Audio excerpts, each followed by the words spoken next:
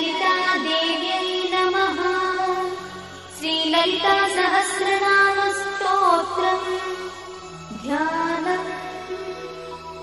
अरुणां करुणातरङ्गिताक्षी धृतपाशाङ्कुशपुष्पबाणचापाम् अणिमाधिविरावृतां मयूखैः अहमित्येव विभावये Bhavani.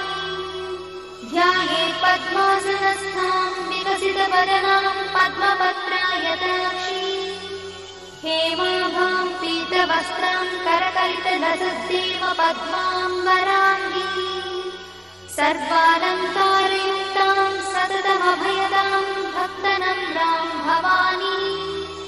श्रीविद्यां शान्तमूर्ति सकलसुरक्तां सर्वसम्पत्प्रदात्री